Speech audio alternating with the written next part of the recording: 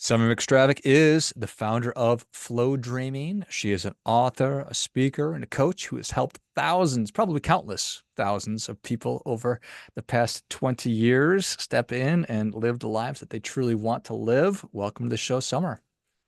Thank you, George. Pleasure to be here with you. I'm excited to have you on. Tell us a little about your personal lives, more about your work, and why you do what you do. Ooh, well, where do I start? My work is my personal life. I'm one of those types.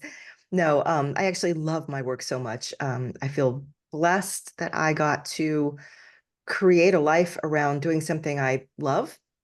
Not to say it hasn't had challenges getting here, especially inside myself, reaching this point. As for I'm still married to my high school boyfriend. I've got two kids entering college or in college, so I'm about to be empty nesting, and I have a giant German Shepherd Husky who is very happy to guard our house. That's basics right there. Um, Flow dreaming is the work that I do with people. It's a brand, quote, quote, but it's also a practice. I mean, fundamentally, it's a practice for personal growth, interchange, and you could say manifesting. So I've just devoted the last 20 years to it and been teaching and teaching and teaching and teaching in a nutshell. Yeah, no, I appreciate that. It's difficult to distill one's work down to a 30-second soundbite. What Yeah. what brought you to the work? So I began this process, like I said, about more than 20 years ago, in the year 2000. I was, I've always been in the personal growth and spirituality era of my upbringing. Eventually, my work led me to work for Hay House Publishing, worked there for a decade, put together Hay House Radio and basically their whole audio department.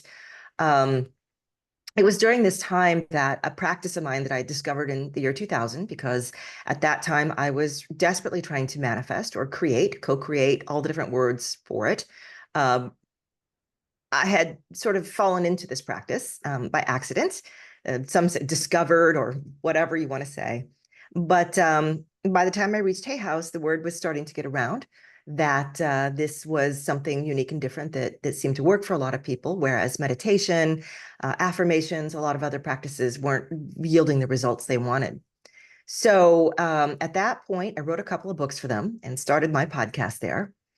And that's where everything just took off. From that point, I spent, like I said, a decade there, and then I transitioned and began sharing flow dreaming with the world full time. So as a practice, like I said, it's something similar to meditation. It's not meditation though. It is today. I think people would call it an energy activation. Depends on how woo-woo you want to get with it. I work with a lot of psychologists and clinicians, and they say it's called emotional reconditioning. I'm like, okay, we'll go with that one. Just depending on where you want to, do you want to connect spirituality to it or not? But the gist of it in a nutshell is that we take these three different modalities that we already do. One of them is daydreaming. One of them is deep emotion, emotion on demand, as I sometimes say. And then the third one is flow state. And people usually think of flow state as something that they would use for peak performance. Dr. Mihai, Csikszentmihalyi, positive psychology psychologist, coined the term when he was talking about people who were envisioning their perfect time on their run, or reaching some milestone in their work, being in the zone, if you will. And what I discovered is that if I could do this process on demand, I could get myself there. And it wasn't very hard to do. So I take these three things and I put them all together and stirred them up. And I daydream my way into basically flow state. And that's where, for me, the real magic occurs, because that's when I begin to exude and become and experience the person that I feel I truly want to be or have. In my life. How do I want to have the person that I am? I know that was a convoluted, but I'm thinking about the things that I want to have. And so for me, things that we create in our lives, we have goals, of course, and they're good because they give us a physical thing to move toward or move after. All of our goals, though, eventually just give us basically emotional states that we're looking for, no matter what that goal is: money, a house, a partner, Everything is leading to a way we want to feel because of that thing. So I kind of short circuit the process and I say, fine, you can think about the thing that you want to create for yourself, your next goal you want to hit. But let's instead focus on the feelings that the goal will give you. Call these emotional endpoints. And anybody listening right now can write down anything they're working on right now, getting their raise, getting the project finished and out the door, resolving this big conflict with their sister. Every single one of these has an emotional feeling attached to it. That's the real honest driver of it. Maybe it's safety, maybe it's freedom, maybe it's like for wealth, for instance, it's often safety and freedom.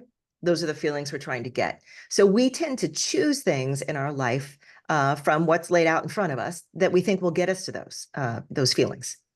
But again, going back into flow dreaming, we go straight to the feelings. And then we sort of let the universe, we let life kind of come up and suggest to us, maybe the route you're on is the easiest way to get those things. And you're right, you pick the right next steps, but maybe you didn't.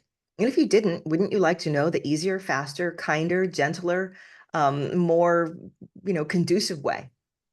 And that's where, I think that the universe kind of kicks in and says, we're going to shift your goals for you, but we're still going to get you to those same emotional endpoints.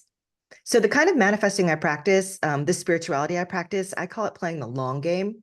This is nothing that gets you overnight riches necessarily.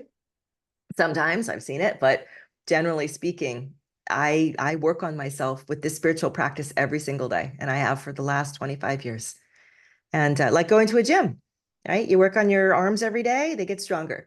Most of us don't work on our spiritual or our emotional selves every single day, but I do. And the long-term effect of that is I have shifted and changed my emotional system from the emotional conduits that roll through my brain, sort of like with meditation, right? It changes your neural network and creates better neuroplasticity. This process does the same thing, but think of it as shifting and changing your emotional channels. And beyond that, if you go into sort of the spiritual aspect, it's also communicating deeply who and what you are, because you're building it inside yourself every time you practice it. Now I'll give you a chance to speak because I can really get on a roll. Sorry, George. No, not at all. I'm grateful that you did, and I love all of it. It makes sense to me that you go straight to the feeling Mhm. versus and shortcutting it or hacking it or short circuiting it, whatever term that you used. Yeah. Um, do you think that most people, I think, is it hard for most people to figure out what they really want and how they want to feel? Or Oh, yeah. Oh, yeah. Yeah. Good question. I was thinking about that just the other day. I was taking a drive and I was asking myself, how do I really want to feel Hmm. in my life? And I was specifically thinking, I was scrolling ahead in my mind, like 10 years from now, when I, enter retirement. I know that can't possibly be heading to retirement. No But way. yeah, that's exactly what, yeah, what I wanted you to say. But I was really feeling like, what kinds of activities, what things could I do that would really help me feel the way I intend to feel? And I kept coming up with blank. Like, I don't actually know. Once I stop, maybe, growing and teaching flow dreaming, what then? And it was a really good reminder to me that a lot of times we don't know exactly where we're going or what we want, only that it's got to be not where we are. Hmm. And then we get really angry and upset at ourselves, like, how come I don't even know what I should do next? I don't know what the next step is. So the beauty of this process, though, is you don't often have to know. If you're deciding, do I get a new job? Do I move? Do I, what will it take? How much money in the bank? What's the number that's going to make me feel a certain way? We don't often know. Or we guess and we're wrong.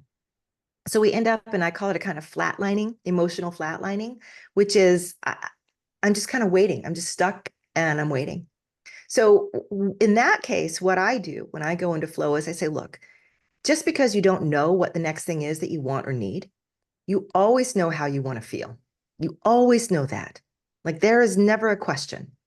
And it's sometimes you ask for a feeling that you don't think you're going to get, right? You think, well, I want to retire in 10 years and I want to feel freedom. I want to have so much wealth and so much bounty around me that I never worry again, that I can just exhale and be in that space. Okay. The feeling, though, is exhaling and being in that space. You think money is going to be the thing that will, get you there, and you're not really sure what to do to get that money.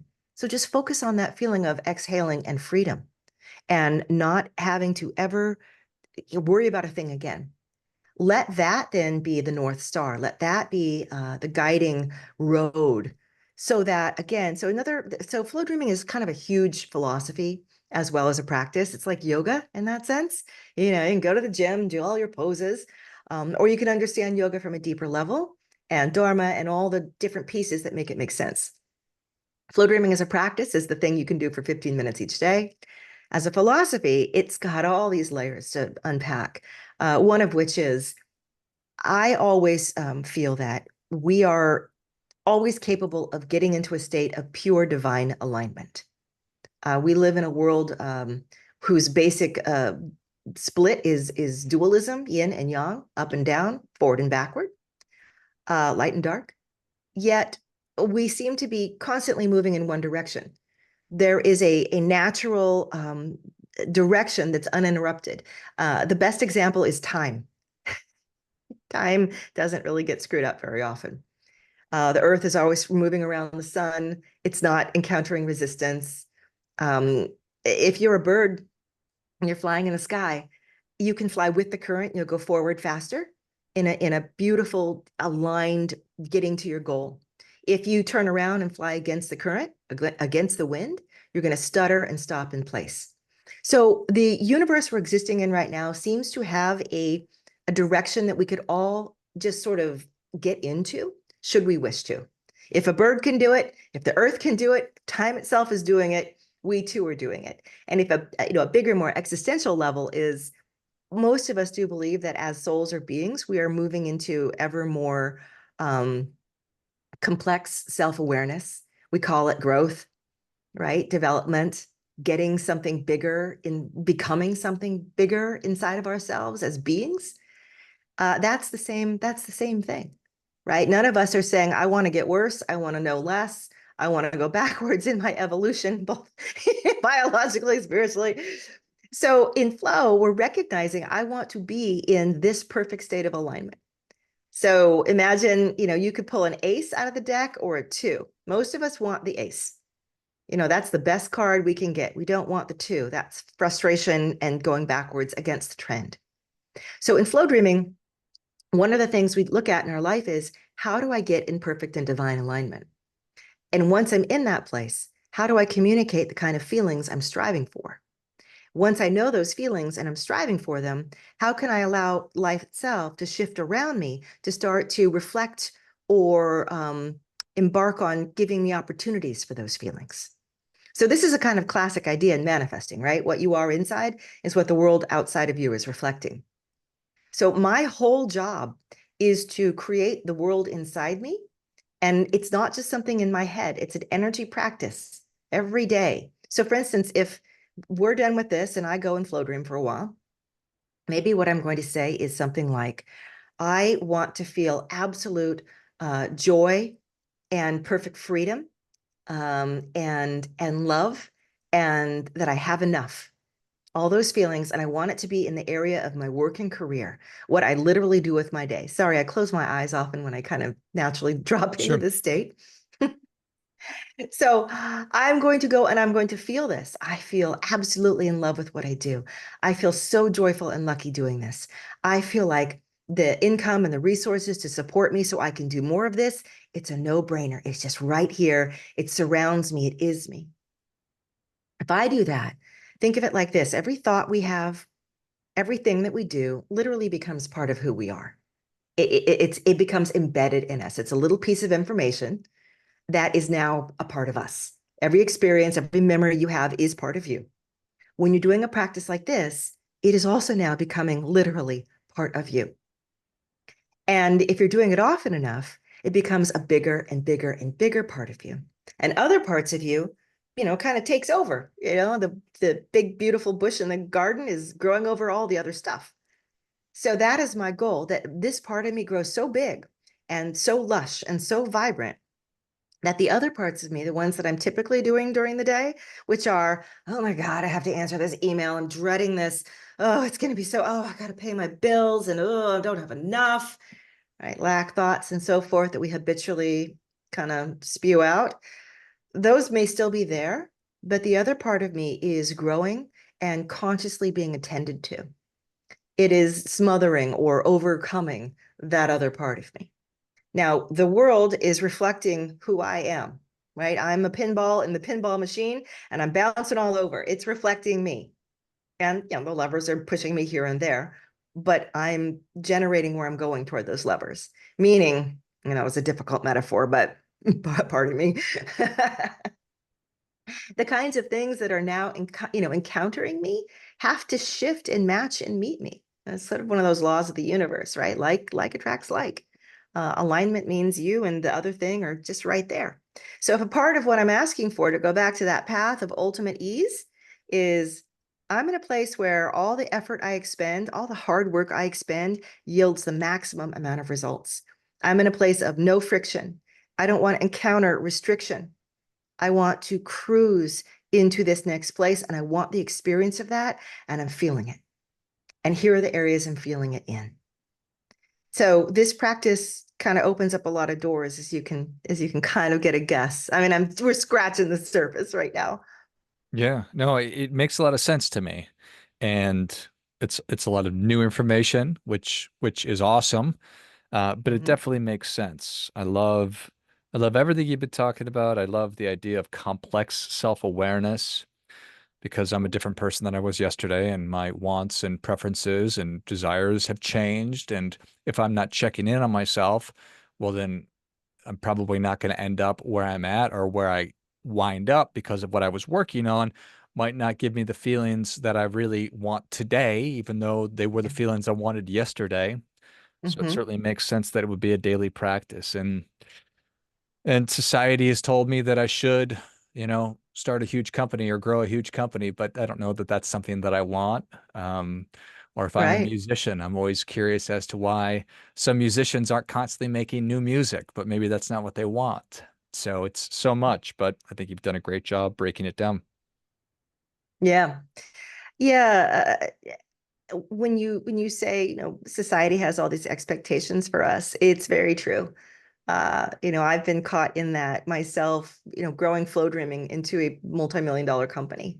And I have had everything from tons of staff to nothing but a VA to I've been through I've heard all the different language about how to do something, how to get there. Ultimately, I found my place where I feel happiest and most content. The size of my company, the employees in the company, and that's where, for me, I'm trying to align my actions with really my emotional goals instead of trying to do all the actions that I'm told to get to an emotional goal. I'm coming from my emotional spot first. In other words, I'm sort of flipping that around. And that reminds me of another really important point. Most of us are relying on life to give us reasons to feel things. Hmm. If you have a great big company, then you're going to feel secure. You're going to feel rich. You're going to feel like you were successful. But you really want to just feel those things anyway. So you can't have those feelings until you get the result of a big company or whatever it may be. Meaning that we're often, I call it a power leak. We're often waiting on life to give us permission to feel the things that we want to be feeling. Hmm. And that's not life's job. That's not other people's job. It's our job. So we flip that around and we take the power back inside of ourselves. I feel abundant. I feel really successful.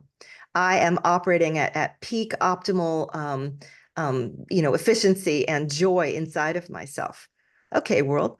Now you give me reasons to feel that way. I challenge you. I dare you. You align to me, not me to you. And I think that's one of the biggest, awakenings or takeaways you can have right now, that all the things you're waiting to feel, you're waiting on other people or situations to change, or your boss to do something for you, or recognize your talent, or you're waiting, waiting, waiting, waiting, waiting, so you can feel how you want to feel on all of these outside variables that really have no reason to, or even want, or even know that you're waiting on them to make you feel a certain way. So we don't do that anymore in flow dreaming. We create our feelings inside of ourselves and challenge the world instead to match us. And one other note I wanted to mention too is this practice, this philosophy I found over the years is really perfect for people who have struggled with meditation, first of all, because you're not clearing your mind. You're actually creating a very rich emotional landscape in your mind, and you're giving your mind something to do. And we often have very, um, anxious minds, minds that they want to help out. It's like a friendly, I always call it like my friendly dog, my German Shepherd. He's like, I just want to help you. And like, just don't tell me to sit for an hour. I hate that. And I'm like, yeah, you want me to throw you a bone and play fetch. So I'm doing that with my mind and giving it that. Incidentally, if you have ADHD, you're also going to love it. If you are a big reader and you love books and you can already immerse yourself in other worlds, you're going to love it. So it really appeals to a certain, pie slice of the population as kind of an ideal practice, whereas others may have failed. And I don't know, I encourage people to find their own way with it. Get as woo-woo as you want. For me, it's an ideal way to contact the universe, to be in the space of all that is and let it know this is what I'm going for. For other people who aren't that way, they're just saying, look, I have so much anxiety. I need to practice a countering emotion. So today I'm going to try to call up a feeling of peace and safety. And I'm going to hold that feeling for as long as I can inside me because I'm not waiting for something outside me to give it to me. I've got to figure this out myself. And I'm going to keep doing it until I can sustain that and feel that for a good 5 minutes or whenever I want. Right. So, I mean, those are two extremes that you can use this for. Me, I mean, I'm using the whole spectrum of it. So there. I think it's all super powerful, Mm, and I can't wait to dig deeper into it myself. So thank you yeah. so much for coming on, Summer. Where can people learn more? How can they engage? Thanks, George. And thank you for letting me, also share it with everybody and with you. Even if it's a brief overview, it's enough to, it's one of those things where if you hear it and it just hits you right, you go, oh my gosh. Yeah, I needed that. It's time. If not, no big deal. Find me at flowdreaming.com. Find me on your app, on your phone, Flow Dreaming for Meditation and Manifesting. Find my podcast, also called Flow Dreaming. Everything is Flow Dreaming.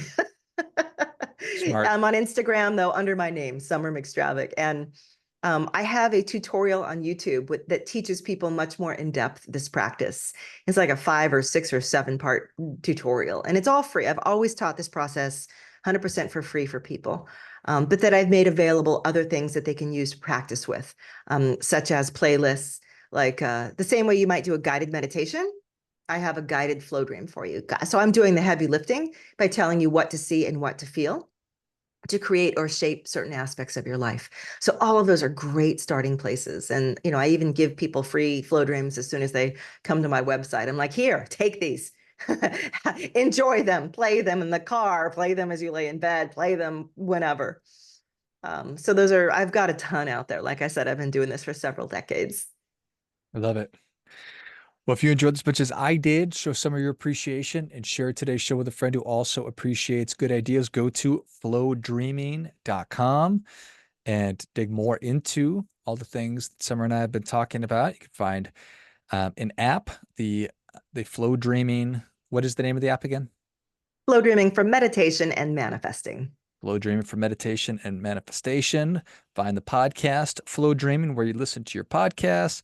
Summer McStravick on Instagram, and then go to the Flow Dreaming YouTube channel and take advantage of the tutorial that Summer's been talking about. And I will certainly link all of those in the notes of the show. Thanks again, Summer. Thank you so much, George, for this opportunity to talk with you and all of your audience. Yeah, Appreciate it. my pleasure. Until next time, remember, do your part by doing your best.